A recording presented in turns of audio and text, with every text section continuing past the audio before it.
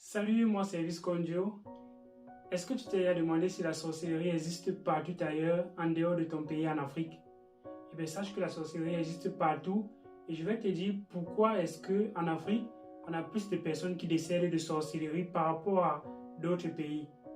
Reste jusqu'à la fin, partage la vidéo pour permettre à d'autres de comprendre ce qu'il faut faire pour que l'Afrique aujourd'hui ait moins de personnes qui décèdent de sorcellerie. Est-ce que tu es déjà arrivé à un enterrement, à un funérail, et on te dit que la personne qui vient de décéder serait décédée de sorcellerie? Est-ce que tu as un jeune enfant qui n'a même pas encore vu ou bien qui n'a même pas encore fait ses premiers pas dans ce monde et qui décède, et derrière on te dit c'est parce que quelque part on a vu que cet enfant avait un avenir brillant et donc il a tout simplement été tué dans la sorcellerie? Eh bien, pourquoi est-ce qu'on n'entend pas ces histoires dans d'autres pays? Est-ce que dans d'autres pays, la sorcellerie n'existe pas? La sorcellerie existe partout. Dans tout pays, il y a le côté traditionnel. Et généralement, ce côté traditionnel a aussi forcément des côtés un peu mystiques. Parce que la métaphysique, ça existe partout et c'est une partie de la physique. Donc, on ne peut pas de ce fait dire qu'il n'y a pas de métaphysique dans d'autres pays. Mais pourquoi est-ce que la métaphysique chez nous, qu'on appelle un peu sorcellerie, pourquoi est-ce que on a tendance à tuer plutôt les personnes?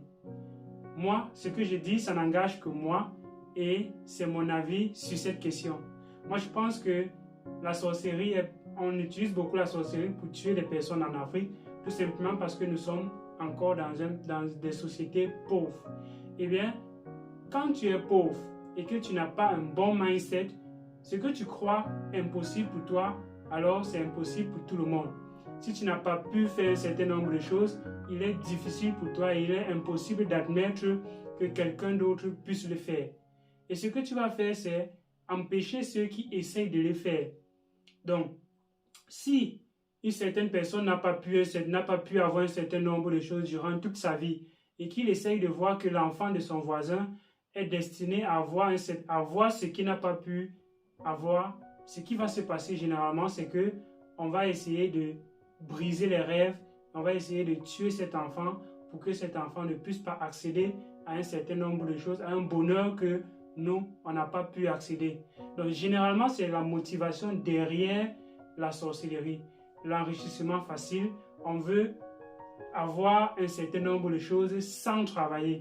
On veut faire un certain nombre de choses, arriver très vite à un objectif sans passer par toutes les étapes qu'il faut pour atteindre cela.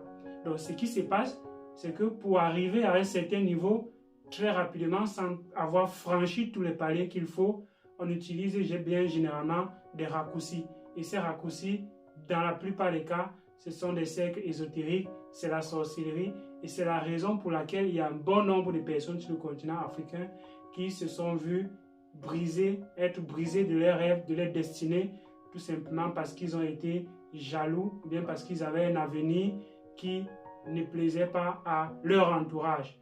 Donc, clairement, je suis convaincu que si la pauvreté diminue en Afrique, si on a un plus grand nombre de personnes qui sont riches et épanouies sur le continent africain, alors on aura plusieurs modèles. Parce que généralement, on se dit, il n'y a personne qui a réussi dans notre entourage, mais pourquoi toi tu dois réussir? Pourquoi est-ce que c'est toi qui dois réussir dans notre entourage?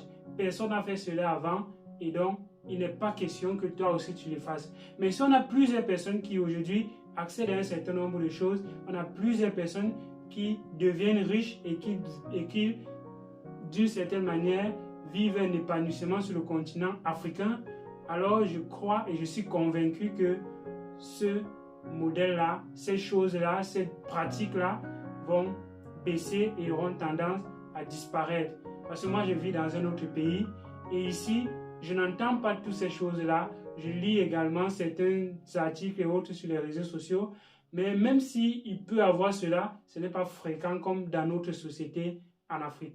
Donc, si toi aussi tu es convaincu que la richesse et le développement peut ralentir ou bien peut annuler ou bien peut faire disparaître la sorcellerie en Afrique, tu mets en commentaire, tu partages la vidéo. Et si tu ne penses pas comme moi, tu me dis ce que tu penses de ce phénomène et tu me dis qu'est-ce qui peut faire en sorte que les Africains n'utilisent plus, ou bien que les gens ont moins de recours vers ce phénomène-là pour devenir riche. Parce que je suis convaincu que le moyen pour devenir riche, c'est le travail.